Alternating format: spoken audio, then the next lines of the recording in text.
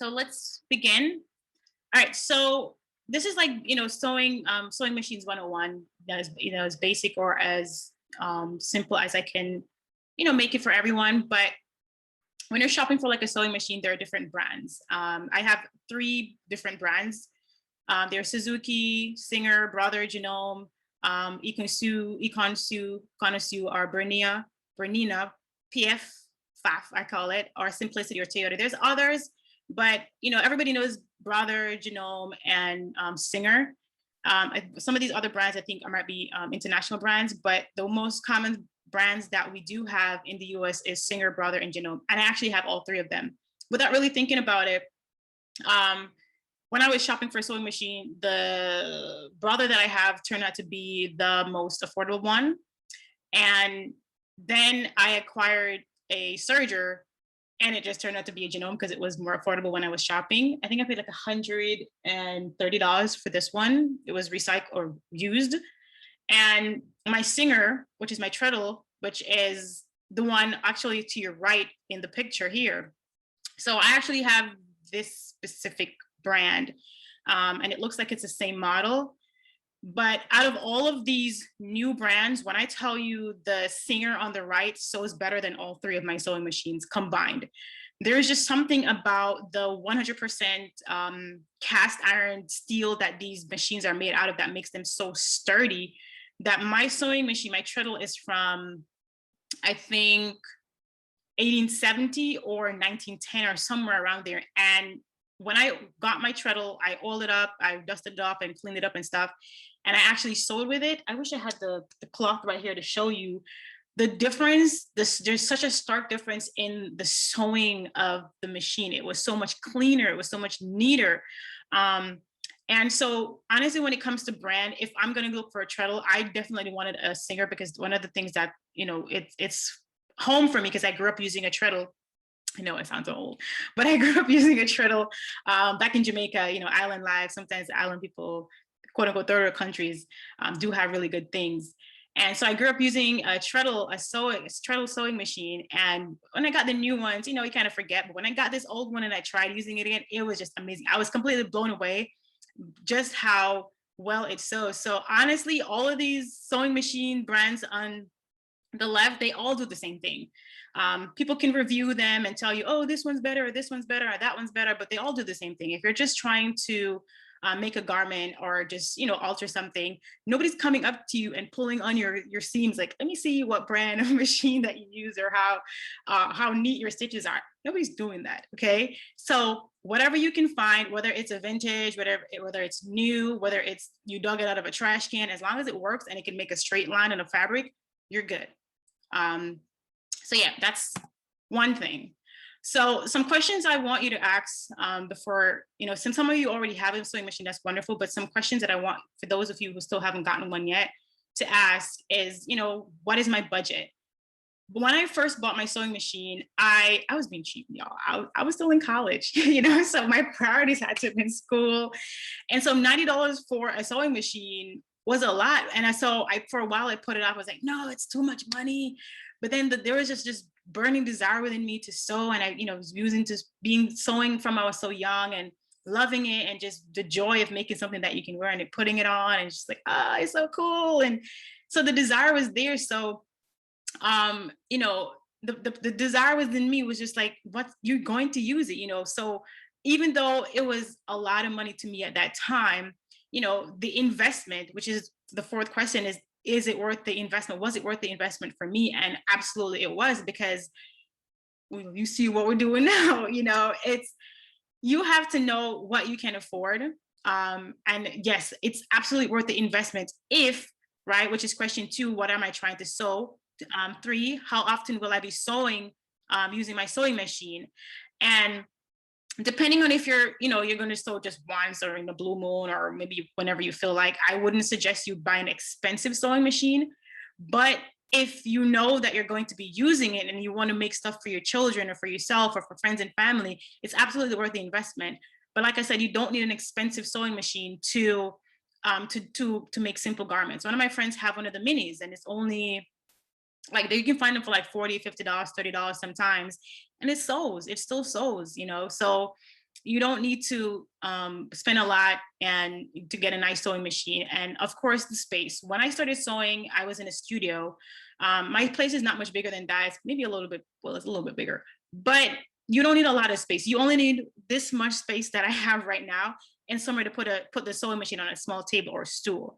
And usually when I'm done, I used to pack it up and put it back in the box, and it worked fine for me. So you do not need a lot of space. You don't need a whole room decked out like, oh, my sewing studio or my she shack or whatever you want to call it to sew garments. You just need, sometimes I even use my dining table, and I'll just put it on there and I'll sew. When I'm done, I put it in the closet. So you don't need a lot of space. And trust me, it is absolutely worth the investment, especially if you have children, especially if you know the agenda and where everything is going, that, hey, you know, at some point we're going to need to be able to be completely self-sustained and self-sufficient. So having a sewing machine and, you know, not having to go buy clothes all the time, you know, it's definitely worth the investment.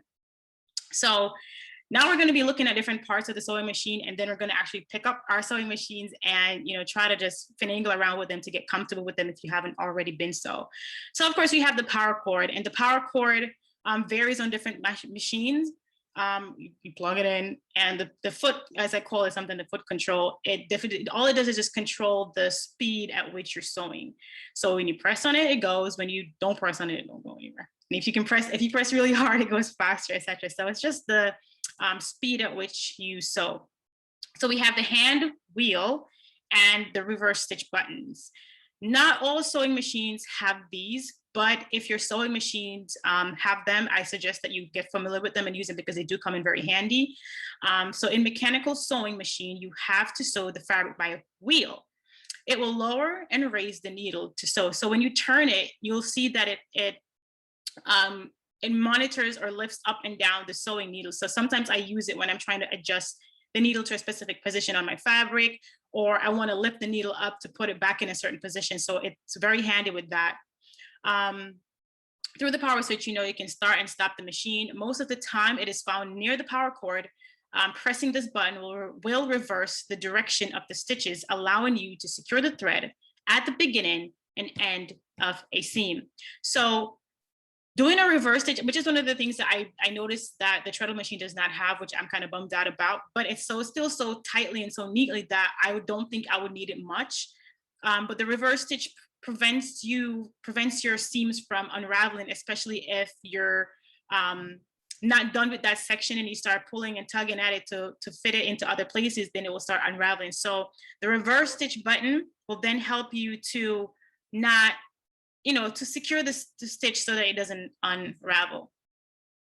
All right, so of course the thread guide, and the thread guide is very, very important. It's one of those things that you don't want to overlook, because if you don't follow the instructions on threading the thread properly down to the needle, you're going to have a lot of problems with the stitches. The stitches are going to pucker, the thread is going to snap, and sometimes when my machine thread snaps, sometimes I look and I'll see that the thread came out of one of the thread guides. So they're not really there for decoration. They're actually there to help your machine sew well. And if you're having any problem with like your sewing machine not sewing properly, or it's just giving so much issues and it's not picking up, or something's off, feel free to email me. We can figure out a time when I can help you try to figure out what's going on, so you don't have to take it to you know, somewhere a mechanic or something that's going to cost you. So I'm here to help you to get to where you need to. Just shoot me an email, reach out to me on Facebook or Instagram or wherever, and we can just, you know, figure out how to help you set up your sewing machine. So the thread guide, and a lot of machines they have the instructions, they have the diagram like this one kind of does on the left side, so you can know how to thread the machine correctly. Because as I said, if it's not threaded properly, it's not going to stitch, or it's going to pucker, or it's going to snap, or you're just going to have a lot of problems. So pay attention to the diagrams. The spool pin, y'all, when I tell you, at the end of this, I'm going to tell you one thing that you really, really, really, really have to do.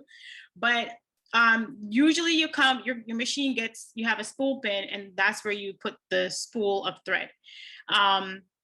Some machines come with extra ones, like mine did, but I think I dropped mine in my last apartment, and I told myself, oh, I was going to pick it up, and then I forgot, and I moved, and it's still there. But you can buy them online. And of course, you know, this small pole holds the thread. Some machines come with several spool pins for various types of thread, spools, and for decorative or twin needle sewing. The machine in this diagram, the Brother, and most of the newer versions do have extra spool pins. And where's my, well, some of them have, they'll come with these kits that they'll send with the machine that has a needle on with 2 needles on it. And those are used for like decorative purposes. So when you're using those kind of stitches that require 2 separate spools of thread, including the bobbin, which we're going to explain later on what that is, you're going to need to have 2 spools, so 2 spool pins to load 2 different threads on. So it's really complicated, but I hope to show you all of that today. So yeah, so the spool pins can be horizontal or vertical. The horizontal ones do provide smoother thread feed, which I prefer. So continuing. So we have the bobbin and bobbin case. Now, the bobbin case is wound with the thread that will make up the underside of a machine stitch. So machines have either a top drop-in style of bobbin, like the one shown right here, like, hold up, whoa, no, come back, yes, like this one, or a front-loading bobbin, and the bobbin case holds the bobbin. Now, a lot of the new machines I find don't have these unless it's like a industrial one, but the treadle machine that I have has a bobbin case, and these are bobbins that come in different makes. They have steel, you have brass, you have titanium, all these, you know, different metals. And I don't even know why they put holes in them, to be honest. I think it's kind of unnecessary. And the little notch there is just to help you put the thread in. But what I do is I just roll the thread around it a couple of times, which is really quicker, and then just put it on, and I'll show you how to load all of that. But the bobbin case is only found in, like I said, certain models. Like my old treadle has a bobbin case that I had to then fit the bobbin in and then insert it into the machine. And that one is side loading, but some machines like my friend's Mini is a top loading, like my Singer also. So yeah. So let me know if I'm going too fast, or if you have a question, it's okay, you can raise your hand. Just holla at your girl, let me know. Okay. So now we have the bobbin winder. So the bobbin winder is like, you know, at the top, as you can see. So you have the portable ones, you have the manual ones, or built in, but also they all do the same. They wind the thread onto the bobbin, which is then placed in the machine below the presser foot, which then creates the second attachment that is able to form a stitch. Depending on the machine, your method of winding it also regulates the even distribution of the thread. So I'm going to show you later on how to load the bobbin, and tricks and ways that you can bypass all the little diagrams. Oh, you're supposed to loop it this way. But when you're a quick sewer and you just want to get the job done, there are ways to avoid, you know, looping around and doing all that stuff. But yeah, so we're going to learn all of that. So like I just said, I do really hope that you do have your sewing machines, that we can pull them out and that we can go over them. All right, so continuing, we have the presser foot. So this removable foot keeps fabric in place as you sew. There are different kinds of presser foot, and like I said, the kit that you get when you receive the sewing machine, it comes with different ones. You have the ones for rolled hems, you have the ones for invisible zipper, you have for buttons and stuff like that. So when I first got mine, I was like, what is all this stuff? You know, I'm just used to my old treadle with just one foot, you know, but you know, later on you figure out like, oh, this works better with so and so. So the foot is actually removable. There are different feet appropriate for different sewing techniques or fabrics. And for example, a zipper foot is used to install a zipper, and a roller or non-stick foot for sewing leather and oilcloth smoothly. And I had to learn this, like, you know, you might say, oh, you're sewing for a long time, but I had to learn this the hard way about 4 weeks ago. Maybe a month and a half or so ago, when I was making this dress that needed an invisible zipper. And I was like, oh, no, it's okay. I can use my regular presser foot. But when I tell you, that thing gave me such a hard time, and that zipper was so wonky and lean, I had to just go on Amazon and order a bunch of different presser foots for the invisible zipper. And when I did get it, it was like such a breeze. So go through your kit and see what kind of feet, press of feet you have. They definitely will help you in making different garments and not have to do the hard work by hand, or by taking extra precautions or necessary needs to finish your garments. Just go ahead and get it. And it wasn't even that expensive. It was like maybe $6 on Amazon, and I got like 4 different presser foots that fit my machine. So you can do that too. Yes, so hold on a second. Okay. All right, so hold on a second. Hold on.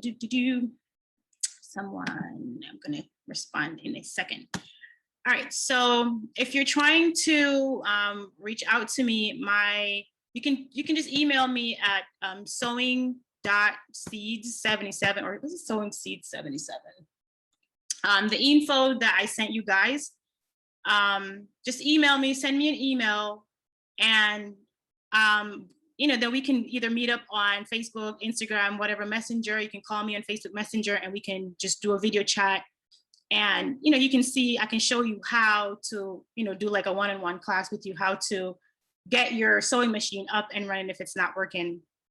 So don't be afraid to reach out to your girl. She's here to help you get to where you need to. So hold on a second. Yeah, so continuing, hold on. We didn't do the presser foot. All right, so the lever and the feed dog, right, is one of the 2 main things on the base of the sewing machine. So you will find this metal under the needle and under the feed dog, and it holds your fabric from slipping. Depending on what fabrics you're sewing, depending on what garments you're sewing, sometimes if it's silk or if it's cotton, I find that the one would feed faster than the other. Like, when you're sewing 2 pieces of fabric together and one is at the bottom, one is at the top, the feed dog, if you regulate the feed dog by lowering it a little and by raising it up, can determine whether or not your fabric puckers, or when you get to the end of it, you realize the ends don't line up the way they should. That's because either your feed dog was too high, and so it was pushing along one piece of fabric too fast than the top piece. And to this day, I'm just like, sometimes I wait till the last minute to realize that didn't realize that it was feeding too fast, and my seams don't line up at the end. So then I have to go back and seam rip all of it, then adjust the feed dog so that then they can both, stitch at the same time and not pucker. Or I try to use pins to kind of help, because sometimes it doesn't matter whether or not I lower it or raise it up, it still gives me a hard time. So, okay, so there's also a lever through which you can pull up or down the presser foot. You will find a regulator which maintains the pressure amount to hold your fabric, as I just said. And of course, the lever, which I will demonstrate hopefully properly with my setup here, is at the back. And it's just a little lever you flip up and it will raise the foot up, and flip it down and it raise the foot down. Sometimes I've made, I've seen people make the mistake of not realizing that the pressure foot is up and start sewing. And you're like, whoa, why is the needle throwing all over the place? And the stitches are all wonky because the pressure foot was up. So yeah, continuing. So we have the stitch regulator. On old machines, it's a dial which allows you to choose between different machine stitches, and the newer models have buttons to select stitches as shown. The diagram on the left is actually similar to what I have, and I guarantee you that maybe 95% of these stitches I have never used, because I don't do embroidery, and I just don't like these kind of finishings on my garments. I just prefer my garments to be simple, to be plain, to be straightforward. But one that I definitely use a lot is number 6, which is excellent for stretch fabrics. And also there's another one that the finger is hiding it, I think is number 15, that is also great with stretch fabrics. So the ones that work with stretch fabrics and regular stitchings and silks and stuff like that, you'll definitely use those. But half of these, unless you like embroidery and the little cute finishings around your the seams and stuff, I really don't use these. And so that's why I keep saying that if you have a regular machine that does a number 2 stitch, which is this one, or a zigzag stitch, which is the number 3 or so, you can do out the world with those kind of stitches, and you don't really need a fancy, expensive machine with touch screens and all that. So continuing, the stitch length and width regulator. So you use this dial or lever to set the length of the stitch on a manual and some electronic machines. Mine is manual. I have to do it by hand, like this diagram over here. So stitches are measured differently depending on the machine, and the stitches may be measured per inch, usually ranging from 0 to 20, or simply numerically from 0 to 9, like mine does. Mine goes from 0 through 9. And sometimes I actually wonder if something's wrong with my machine, because sometimes I finagle with it and it still is not as wide as I need it. But there are ways around that, which goes back to hand stitching again, if you're just trying to do a gathered stitch. So for general sewing, use medium length stitch. I usually keep it at 3, and they'll show you where there's a little dot on the dial. I don't know if I can show it on mine, but if you notice on your machine, there's usually like a little dash between the numbers that they'll show you. Between 5 and 3, you'll get the normal stitches. And then anything from extreme, from like really wide or from really narrow, you can go all the way to 5 or all the way to 0, all the way to 9. So between 5 and 3, you'll get the most regular normal stitches ever. But if you go any extreme to any number in the opposite direction, you get really strange stitches. So I suggest that if you're doing this normal stitches, you keep it between 5 and 3. So for general sewing, use medium length stitches. For fine fabric, shorter stitches. For heavier fabrics, or when using basting or gathering, use the long stitch. So on manual machines, as well as some electronic machines, this dial or lever controls the width of decorative stitches, such as zigzag stitch. And that's one of the things that I had to figure out, because I did not read the manual. I figured out that if I wanted my zigzag stitches a little wider, depending on where I'm putting a zigzag stitch on a fabric that stretches, if I want it wider or not, I can use this one, or there's another feature on my brother that I realized that also helps to regulate the stitch length, which is different on each machine. But if yours is on that, if you're using one of those that has a dial, double dial, just reach out to me, send me an email, and we'll figure out how to connect. And then I can help you. I'm here to help you. So remember that. All right. So the tension regulator. This dial controls the tension on the top thread, right? So the thread that comes off the spool that is threaded through the top and goes down through the needle, this is what it regulates. So with proper tension, the top thread and bobbin thread will join together in uniform stitches. If the tension is too tight, the stitch will pucker and break. If set too loose, the stitches will not hold. And for machines with a manual dowel, turn the dowel counterclockwise to decrease tension and clockwise to increase tension. So these kind of machines you kind of have to play around with. Just a little bit to the right or a little bit to the left will kind of help you figure out what way your tension regulates. And yes, let me see, everybody's good in the chat. Whoa. Wait. Yeah. All right, so this is actually the final slide. And why I leave this one for last, it's in big bold letters, it says read the manual, and I'm talking to you. And it's pointing back at me to say, yes, read the manual. One of the biggest mistakes I made was not reading the manual. And sometimes I do glance at it when I'm like, all right, what else does this machine do? Because, something is off with, me trying to regulate my stitch length, and it's just still coming too small, too tight, or too whatever, and it's just not working. And I might go to my manual to see what else it can do, but it just still gives me nothing. Why? But because I didn't read the manual properly. So as you see, like every machine is different, and depending on the model, even the one that I have, there are so many newer models to it that doesn't do things that my machine does, or does things that my machine can't do anymore. And so this is supposed to just help you have like a basic general understanding of the machines, and how they work, and to see if maybe, your machine is, doing something that is not supposed to be doing, or you're not understanding something, and this kind of can help you understand your machine better. So please, please, please don't do what I do or did. Read the manual, just glance through it. Um, what's crazy? Like, I think last year I decided to read the manual and I saw that my machine does something that I didn't even know it could do, which is just extra pole right there. I was like, oh, so that's what you do, But yes, read the manual and don't be like me. So I'm just gonna pause right now to take some questions.